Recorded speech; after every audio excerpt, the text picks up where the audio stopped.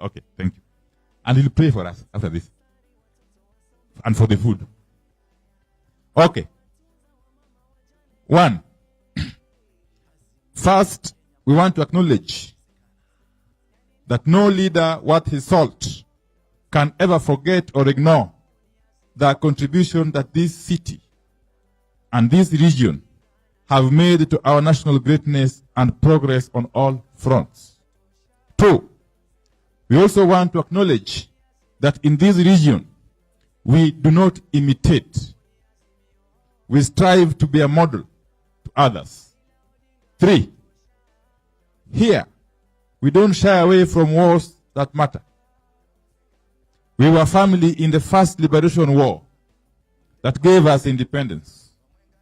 We were family in the second liberation war that gave us multi-party democracy and restored our rights and freedoms and gave us a new constitution. 4, but we have fears now. And that is the reason we are gathering here today. 5, we fear that the window is closing on these rights and freedoms we fought for.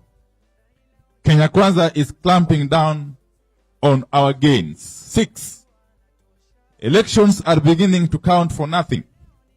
The suffering of the people now count for nothing. Parties other than the one in power are being made to count for nothing. Kenya Kwanza is taking us back to single party era of Mtukufu Rais. 7, we are here to stop Kenya from being a laboratory for bad election practices that other Africans borrow. We are here to free this country from electoral theft and the chaos of elections whose results are predetermined. 8, we are here to ring-fence multi-party democracy and ensure it is reversible. We are here to end fear of illegitimate authority. 9, we are here to ensure Kenya is governed by men and women who understand and subscribe to the ideals of integrity and who are aware of the great trust and the great responsibilities required to run a nation. We are here to ensure Kenya is not governed by criminals and suspected criminals. 10, we are here to ensure government works and cares for the people. We are here to ensure that when people say the cost of unga, electricity, and school fees is too high, the government will listen. 11, and we are doing this for posterity. 12, we must free this country from electoral theft and the chaos of elections, of course, whose results are predetermined. We must seek to be governed by men and women who understand and subscribe to the ideals of integrity. 14, we know there is a vicious push for us to accept and move on. We know the IBC pronounced itself on the 2022 election. We also know the Supreme Court pronounced itself on that election. And so we are being told to accept and move on. But there is one more court to go. That is the court of history. 18. In some future date, not very far from today, the Supreme Court of history will sit in judgment on behalf of our children and grandchildren. 19. That court will ask each one of us gathered here today, why did you not stand up when things were being turned upside down in your own country to subjugate your own people? 20.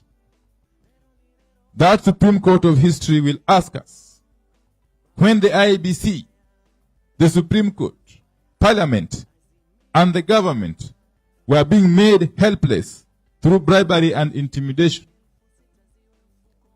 why did you keep quiet? 21. That court of history will ask us, what happened to your courage?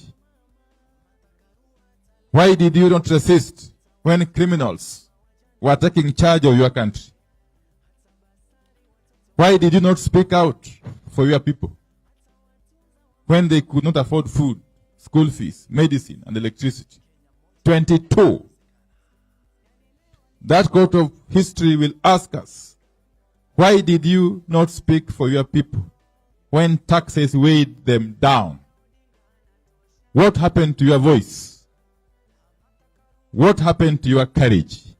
23. The court of history will ask us again, why did you not learn from the past and use it to inform the future of your nation?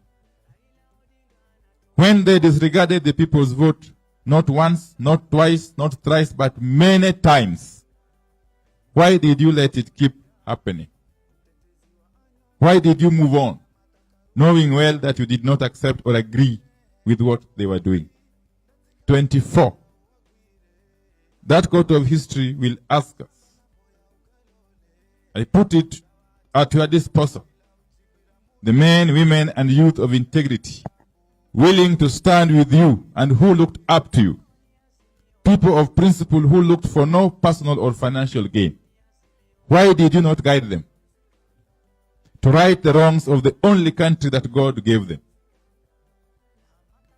That court of history at number 25 will ask us, what happened to the ideals you held of serving the public good and the national interest? And finally, number 26, let each of us confront these questions now. And that is what we have chosen as the people to do in this gathering. Let's make votes count. Let's restore integrity in public service. Let us put the welfare of our people at the center of government. And let us do these things now.